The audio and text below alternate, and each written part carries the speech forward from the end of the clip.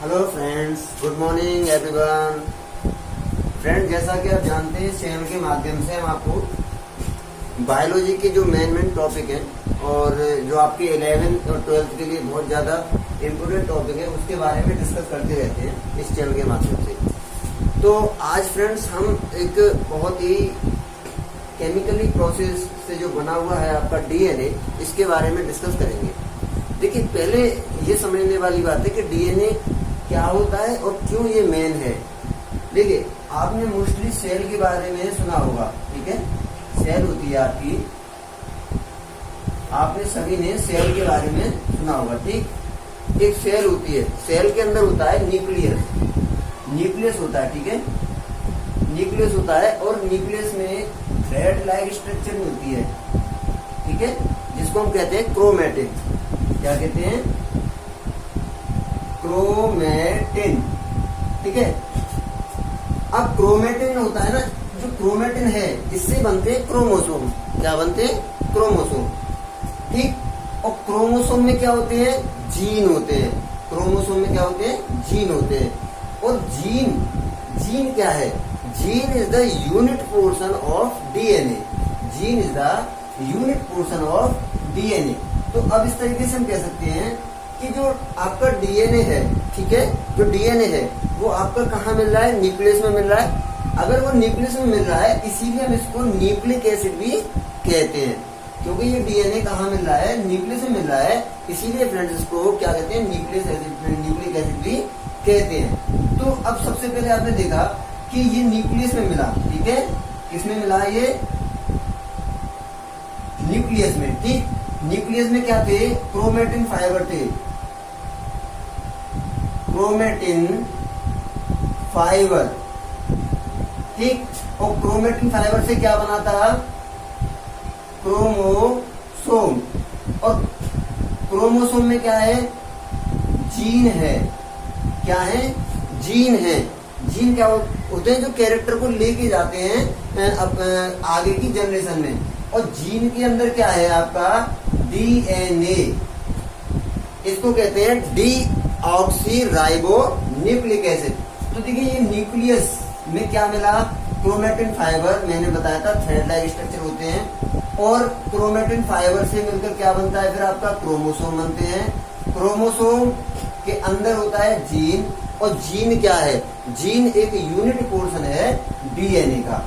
अब ये न्यूक्लियस में मिल रहा है, इसीलिए इसको हम न्यूक्लिक एसिड भी कह देते हैं। डीएनए को न्यूक्लिक एसिड भी कहते हैं। तो आज हम समझेंगे कि न्यूक्लिक एसिड जो डीएनए है उसका केमिकली स्ट्रक्चर किस तरीके से है, क्या क्या होता है। तो फ्रेंड्स, इस वीडियो को ध्यान से देखना, आप अच्छे से समझना। यहाँ इसके द्वारा आपका पूरा डीएनए का कंसेप्ट, जो केमिकली कंसेप्ट है, केमिकली कंसेप्ट क्लियरली हो जाएगा। नॉर्मली फिजिकल आपने देखा होगा कि डीएनए डबल हेलिक्स स्ट्रक्चर है, और ये वॉटसन एंड क्रिक साहब ने जो है डबल हेलिक्स स्ट्रक्चर को डिस्कवर किया था।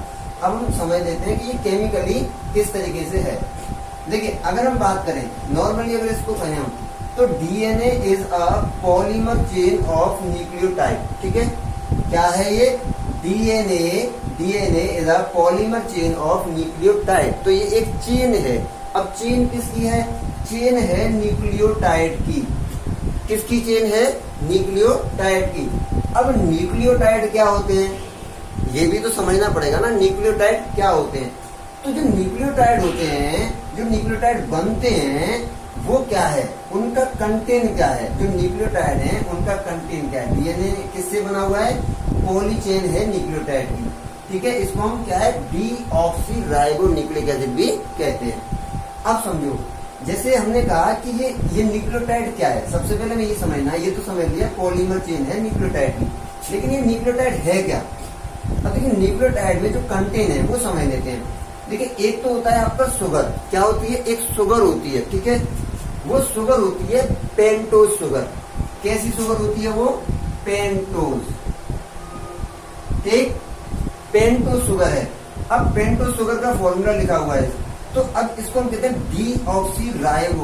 Deoxyribo sugar. इसको पेंटोज शुगर भी कहते हैं, ठीक है। उसके बाद आपका ये फर्स्ट हो गया। सेकंड होता है आपने नाइट्रोजन बेस। क्या होते हैं? Nitrogen base. अब नाइट्रोजन बेस आपके उनके 2 ग्रुप हैं। नाइट्रोजन बेस के कितने ग्रुप हैं? 2 ग्रुप। एक तो है आपका प्यूरिन बेस, क्या है? Purine base. और एक आपका है पिरिमिडिन बेस। एक प्यूरिन बेस है और एक पिरिमिडिन बेस है। अब देखिए प्यूरिन बेस में 2 नाइट्रोजन बेस है, 2 नाइट्रोजन। देखिए एक तो आपका एडिनाइन, क्या है? एडिनाइन। एडिनाइन को ए से इंडिकेट करते हैं, ठीक। उसके बाद है आपका ग्वेनाइन, ग्वेनाइन को इंडिकेट करते हैं किससे? जी से। तो ये तो हो गया आपका प्यूरिन बेस। और उसके बाद आता है आपका पाइरिमिडिन बेस। ठीक है, पाइरिमिडिन बेस में क्या है? एक तो थाइमिन होता है, क्या होता है? थाइमिन। थाइमिन को किससे इंडिकेट कर रहे हैं? टी से इंडिकेट कर रहे हैं। एक होता है आपका साइटोसिन, साइटोसिन को इंडिकेट कर रहे हैं सी से। और एक होता है आपका यूरेसिल, यूरेसिल को इंडिकेट कर रहे हैं यू से। तो ये हो गए नाइट्रोजन बेस, ठीक। उसके बाद एक थर्ड कंपोनेंट है जिसको हम कहते हैं फॉस्फेट रेडिकल। क्या कहते हैं? Phosphate radical. वो होता है आपका H3PO4, ठीक है। तो ये इसका क्या हो गया? ये इसका कंपोजिशन हो गया, कंटेंट हो गया किसका? जो न्यूक्लियोटाइड बनने हैं आगे। अब देखो यहां समझ लेते हैं। सबसे पहला है डीऑक्सीराइबोस शुगर। तो शुगर का हम स्ट्रक्चर देखें तो पेंटा शुगर है, देखिए 1 2 3 4 5। First carbon, second carbon, third carbon, fourth carbon, fifth carbon, pentose sugar हो गया, ठीक है। अब पेंटो शुगर का ये क्या है? केमिकली स्ट्रक्चर है। ये अच्छे से जानते होंगे, अगर आपने केमिस्ट्री अच्छे से की है तो ये स्ट्रक्चर आपके समझ में आ रहा होगा। उसके बाद बात करते हैं नाइट्रोजन बेस की। तो नाइट्रोजन बेस जैसे कि आपको दिख नहीं रहा होगा, थोड़ा 1 मिनट मैं आप सेट कर देता हूं इसको थोड़ा नीचे, जिससे आपको क्लियर दिखेगा। अब बात कर लेते हैं नाइट्रोजन बेस की। देखिए नाइट्रोजन बेस में जैसे मैंने आपको बताया कि एक तो होती है प्यूरिन, एक होता है पिरिमिडिन। तो ये वाली जो मैंने रिंग बनाई है, ये जो डबल रिंग है, ये प्यूरिन की है। इसमें आपके ये नाइट्रोजन एटम है 1 पे, 3 पे, 7 पे और 9 पे। यहाँ डबल बॉन्डिंग है, ठीक है। तो ये आपकी जो रिंग बनी हुई है केमिकली, ये है प्यूरिन की रिंग, ठीक। और उसके बाद एक रिंग ये बनी हुई है, ये है आपकी पाइरिमिडिन की। इसमें नाइट्रोजन एक तो फर्स्ट पे है, फर्स्ट कार्बन में, एक आपका थर्ड पे है, ठीक। ये हो गया आपका पाइरिमिडिन। उसके बाद जो मैंने फॉस्फेट बताया लास्ट में, H3PO4, ये इसका स्ट्रक्चर इस तरीके से बनेगा। देखो P double bond O, single bond OH, OH, OH, ठीक। ये तीनों चीजें बनी। अब जो न्यूक्लियोटाइड बनना है ना, वो इन तीनों के जुड़ने से बनना है। अब देखो ये जुड़ेंगे कैसे, ये समझने वाली बात है। जैसे हमने पेंटो शुगर को ले लिया बीच में, अगर इसका वैसे स्ट्रक्चर देखें हम, तो हम यहाँ लिखेंगे नाइट्रोजन बेस, ठीक है,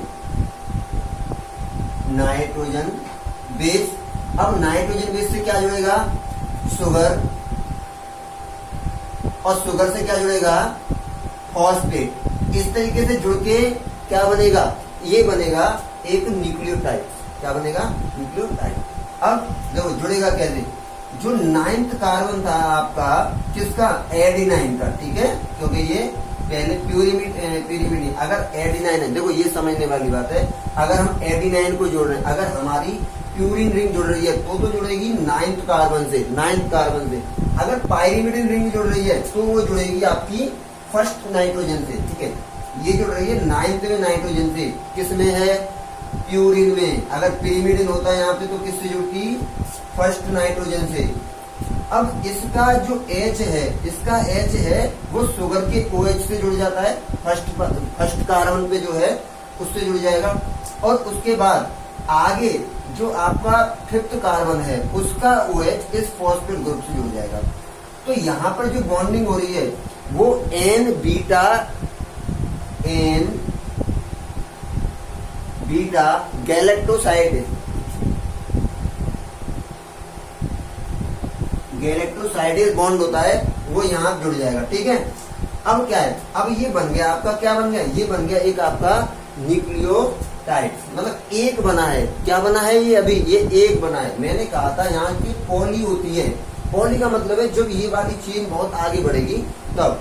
अब जो अगला फॉस्फेट, ये वाला जो OH है फॉस्फेट का, वो अगली चेन से जुड़ जाता है। जैसे ये पूरी चेन बन जाएगी, आपका नाइट्रोजन बेस जुड़ेगा शुगर से, अब शुगर जुड़ेगी फॉस्फेट से।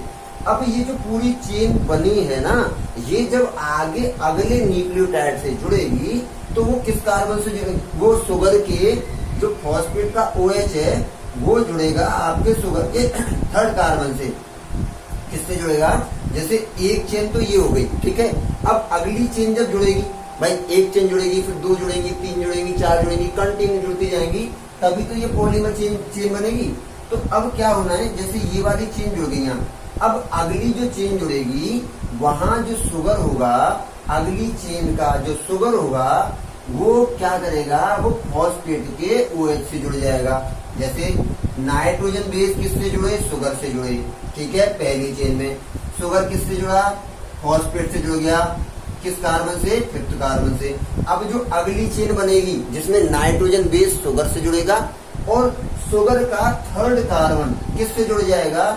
OH ग्रुप से। किसकी OH ग्रुप से? फॉस्फेट से। तो इस तरीके से ये कंटिन्यू चलता चला जाएगा। और जिस एंड पर आपका जैसे इसके 2 एंड होते हैं, आपका जो DNA होता है, एक होता है 5 एंड, एक होता है 3 एंड। तो जो फॉस्फेट है ना, जो फॉस्फेट वो 5 एंड पे होती है और OH होता है 3 बॉन्ड पे, ठीक है। तो इस तरीके से ये जुड़ती चली जाएगी और ये पॉली चेन बन जाएगी। पॉली चेन बन जाएगी मतलब एक न्यूक्लियोटाइड जुड़ा तो इसको हमने क्या कह दिया?